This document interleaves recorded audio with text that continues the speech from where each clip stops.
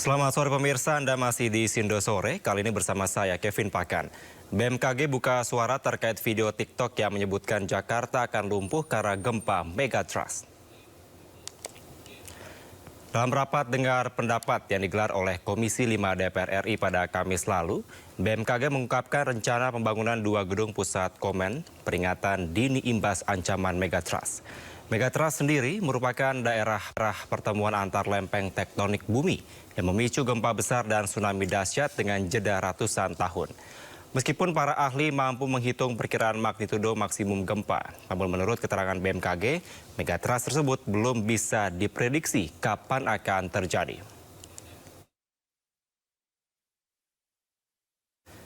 Dan pemirsa, untuk membahas lebih lanjut terkait dengan megatrust yang menyimpan potensi gempa besar dan gelombang tsunami hingga puluhan meter, sudah bergabung bersama kami di Sindo Sore melalui sambungan Zoom. Ada Pak Daryono, selaku Kepala Pusat Gempa Bumi dan Tsunami dari Badan Meteorologi, Klimatologi, dan Geofisika atau BMKG. Selamat sore, Pak Daryono.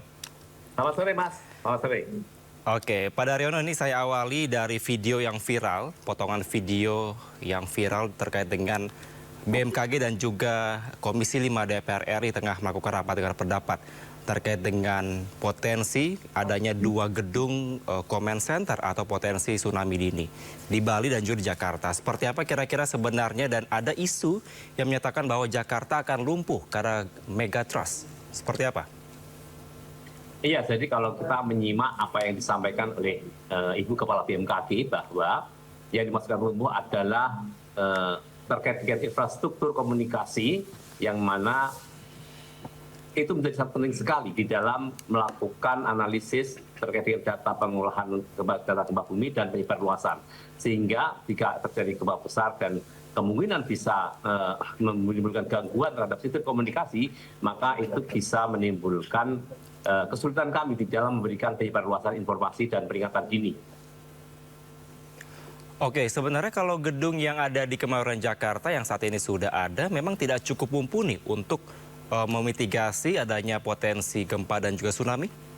Iya, gedung lama yang ada saat ini itu dibangun sekitar tahun 1980-an, di mana belum diperhitungkan terkait dengan kekuatan struktur terhadap gempa maupun juga likuifaksi, sehingga dibangunlah bangunan yang benar-benar aman dari aspek guncangan, yaitu memiliki struktur tahan gempa berbasis building code dan memiliki keamanan terhadap likuifaksi.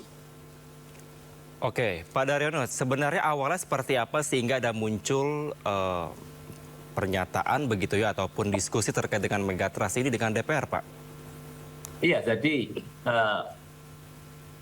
konteks dari apa yang disampaikan Ibu Kepala BMKG adalah bagaimana kita perlu membangun bangunan operasional Indonesia Tsunami Early Warning System di Bali sebagai fungsi backup atau sebagai cadangan jika terjadi gangguan operasional di Jakarta. Ini penting sekali bahwa keberlanjutan sistem peringatan dini tsunami, informasi gempa bumi harus terus terjaga, sehingga jika terjadi gangguan di Jakarta, maka sistem monitoring, processing, dan diseminasi akan switch pindah ke Bali dan operasionalnya tetap terjaga, sehingga tidak ada gangguan dan halang terkait dengan bagaimana kita melakukan operasional info gempa dan peringatan tsunami, Mas. Oke, tapi kalau dari secara teknologi sebenarnya mumpuni ya Pak untuk bisa mendeteksi adanya potensi tsunami dan gempa? Kita bisa memonitor, tetapi jika terjadi gempa dengan skenario terburuk bisa mencapai 8,7 magnitudo, maka tentu saja itu akan berdampak merusak di Jakarta. Bahkan skenario model yang kita buat dengan melakukan modeling shake map atau goncangan gempa bumi dengan modeling, maka jika terjadi gempa berkekuatan 8,7 magnitudo atau skenario terburuk, maka itu bisa terjadi dampak gempa di Jakarta mencapai 7 MMA, artinya bisa terjadi kerusakan sedang hingga berat. Sehingga ini yang menjadi perhatian kami bahwa pentingnya kita membangun bangunan tahan gempa dan tahan likuifaksi di Jakarta. Oke, Pak Daryono, kalau dari BMKG sebenarnya daerah-daerah mana saja yang kira-kira berpotensi terkena megatrust ini sehingga tadi Anda sampaikan bisa berpotensi sampai ke Jakarta hingga membuat Jakarta lumpuh? Iya, Jakarta itu bisa terancam oleh gempa karena adanya guncangan yang bersumber dari sumber gempa di selatan Jawa, di zona megatrust atau di Selat Sunda, karena tanah di Jakarta itu memiliki struktur yang lunak dan tebal, sehingga ini bisa terjadi resonansi, sehingga bisa saja terjadi vibrasi periode panjang atau long period vibrasi yang terkait dengan gempa yang terjadi di Selat Jawa. Dan ini bisa menimbulkan dampak yang signifikan di Jakarta.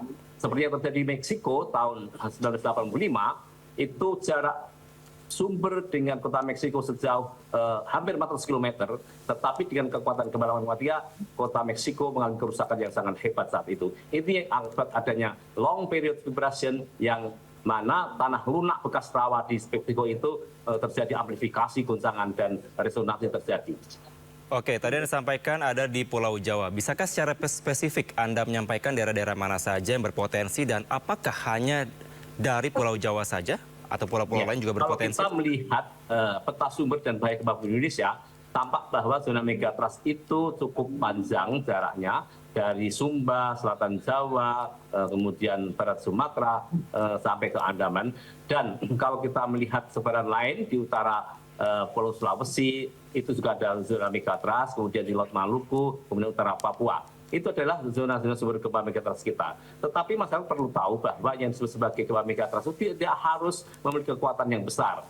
Megatrust itu hanyalah nama sumber gempa, sehingga berbagai magnitudo bisa terjadi, tetapi sumber gempa ini bisa memicu gempa dengan skala terburuk bisa mencapai 8 bahkan 9 magnitudo. Oke. Baik, Pak Daryono ini kan sempat membuat viral dan juga mungkin membuat panik warganet begitu ya, khususnya masyarakat Indonesia. BMKG sudah bisa menetapkan magnitudo maksimal hingga 8,7, tapi belum bisa juga memastikan kapan terjadinya megatrust ini. Sebenarnya apa yang masih menjadi kendala dan kira-kira masyarakat harus seperti apa? Yang pasti tetap tenang dan tidak panik begitu ya, tapi apakah ada cara lain atau usaha-usaha lain yang bisa dilakukan oleh BMKG? Iya, jadi megatrust itu sumber gempa yang merupakan ancaman nyata karena hasil monitoring kita menunjukkan bahwa sumber gempa itu aktif. Kemudian juga hasil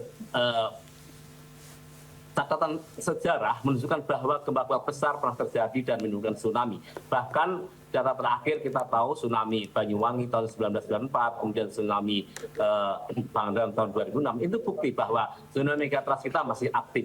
Dan masyarakat kemudian tidak perlu takut berlebihan dengan ada sumber gempa ini. Selama kita bisa menyiapkan mitigasi konkret seperti bangunan tahan gempa, kemudian tata ruang pantai berpotensi tsunami, menyiapkan sistem warning tsunami seperti yang sudah dikembangkan BMKG, kemudian memahami cara merespon warning, maka sebenarnya sistem mitigasi ini bisa berlangsung dengan baik, dan dengan edukasi masyarakat bisa melakukan evakuasi mandiri, kemudian juga menyiapkan seluruh evakuasi, menyiapkan rambu, latihan, ini semua bisa kita menekan risiko yang terjadi terkait dengan gempa bumi yang berpotensi tsunami, Mas.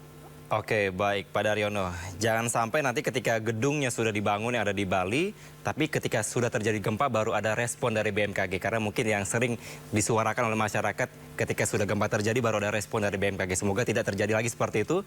Dan kita harapkan terbaik pada saat gedung sudah dibangun dan ada mitigasi yang cepat dari BMKG terkait dengan informasinya. Terima kasih. Mohon maaf Pak Daryono, waktu kita terbatas.